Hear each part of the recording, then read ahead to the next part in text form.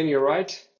Yeah, good. Can't complain. We seem to be churning these out pretty quickly again. And I've actually got a very interesting topic today because in our previous episode, we were chatting about how AI is making STEM more accessible.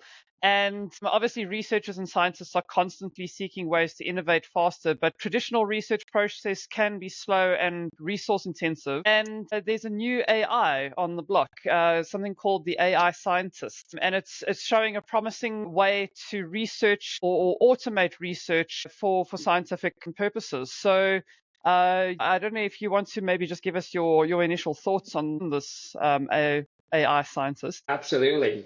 I feel we are now in the era of people building some really interesting tools on top of AI, LLMs, large language models, and we'll have a whole variety of things where people were first deploying individuals or white collar workers.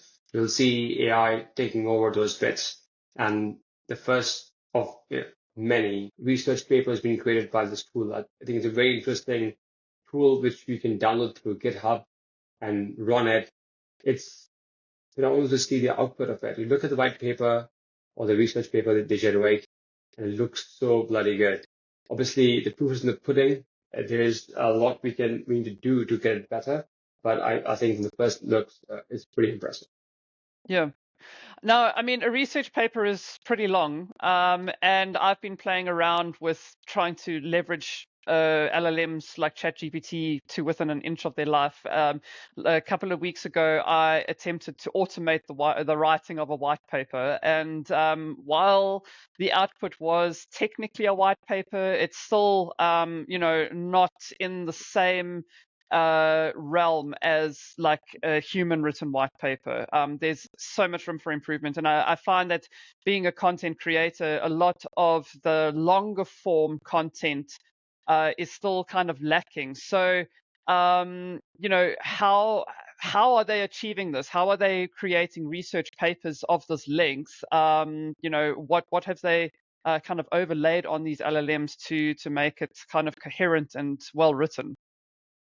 Well, again, this is the beginning of a journey. I don't believe this tool is ready for end-to-end work, and replacing a researcher is not the ambition, I believe, of this tool. It is to augment and create something which we now call AI agents, effectively to scale up researchers and the mundane tasks to be removed from their plate. That's what the focus of this tool is. The difference between doing a ChatGPT version for ourselves versus what we are seeing in this tool is that it allows us to not only create the white paper, write it down, put it on a piece of paper, have the formulas there, for example, bring in the research from different sources, but also there's a thing called peer review, which is AI tools actually reviewing the application of this research paper, or if it's credible enough. And when it reaches a particular score, at that point, they deem it to be ready to come be launched, for instance. So the entire process usually would take a long time to create. It can be done using AI end to end. Research part, the writing bit, and the peer review as well. Obviously, it's not yet going to be a final product.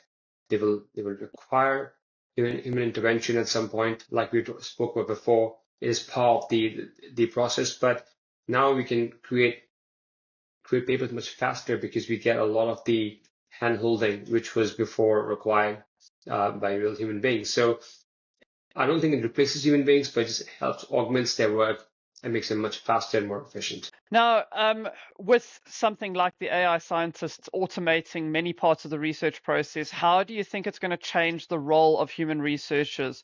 I mean, at the big kind of draw card of AI is it streamlines, it makes content creation faster, it takes over mundane tasks. I mean, kind of touted as this thing to open up time to be more creative and come up with more ideas. But from my side, I find that it's just that deadlines have become shorter, so you don't really necessarily have all this extra time now. And sometimes going through the minutiae of content does kind of create connections and that kind of thing. So are we maybe losing that ability to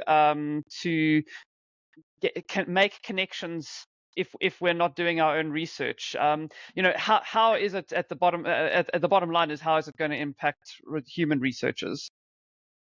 Yeah, great question there, Megan. And obviously, it is important to for researchers, and I've spent a lot of time in research myself, that research should be done by ourselves to understand the context of the topic and the area.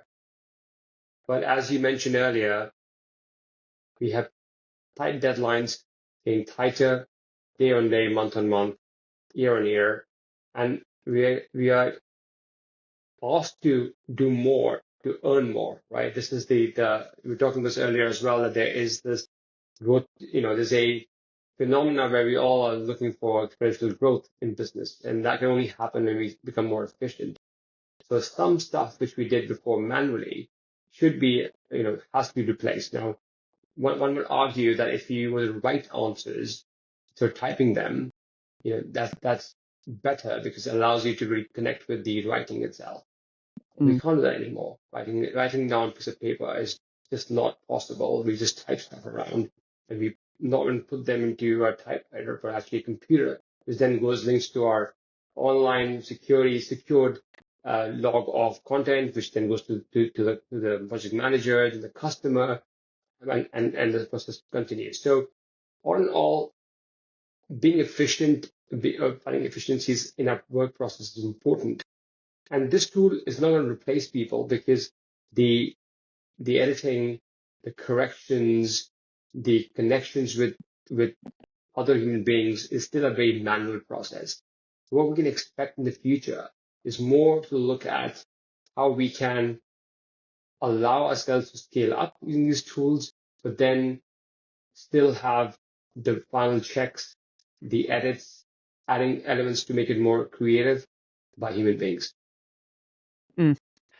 Now, following on from that, we're never going to necessarily get away from that human interaction or human collaboration with the AI. But as AI takes on a bigger role in research, do you think it could lead to major breakthroughs, or is it going to be kind of stuck at the stage where it's helping with smaller step-by-step advances? I mean, at the end of the day, AI can spot patterns and that sort of thing that's not necessarily visible to the human eye, or it is, but only after months and months or years of research or pattern matching and that kind of thing. What could this mean for the future of scientific discovery? Well, there are opportunities here to cut a lot of work on research elements. I'm only saying, for instance, by using research tools like Perplexity and ChatGPT, it's far more efficient and better use of my time than to use manual research using Google, for instance. So I can see that already it's helping me quite a lot to do that. I'm with source, I'm with data, then writing stuff down. Like literally now, I just dictate uh, the content I'm going to write to ChatGPT, let it draft the first version of it, then I'll edit it to make it my own. Finally, I'm seeing more and more presentation tools like beauty.ai or beautiful.ai, which is helping you create dynamic presentations using AI tools. So I can see that in the future, you'll just dictate stuff to the AI, it will create presentations for you with the content and the research it finds online. I believe that's a better use of our time because we are getting time poor and we are asked to get more things done. And why would you not create 5 research papers in the time you can do just one, whereas you allow the AI tool to have a first stab at it and then you go around correcting stuff, which makes it your own and makes it the way you want it to be. All in all, I feel these tools just enhance our ability. Yes, in the process, we lose some of the elements of manual research and what research used to be, But this is the evolution, and we have to evolve as times evolve and the AI tools get available. And by the way, these tools only get better. So as the latest version of ChatGPT, which is what it's built on, is available, we get from 4.0 to 5, for example, you'll see a massive uplift in the quality of the content. And they also allow you to use Anthropic as well, for example. So if Anthropic goes from 3.5 to something else, that will also help. So at the end of the day, you just get better and better, cheaper and cheaper, and quicker to deliver these content pieces. Yeah. So clearly, the AI scientist represents both an exciting opportunity and quite a complex challenge for the future of research. But what do you guys think, the audience? Could AI-driven systems like this truly replace some aspects of human creativity in science, or will they always only play a supporting role? We'd love to hear your thoughts. Pop them in the comments or share them with us on social media.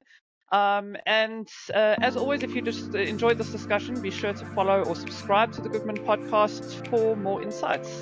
Thanks for listening, and we'll catch you in the next episode. Thank you, Megan.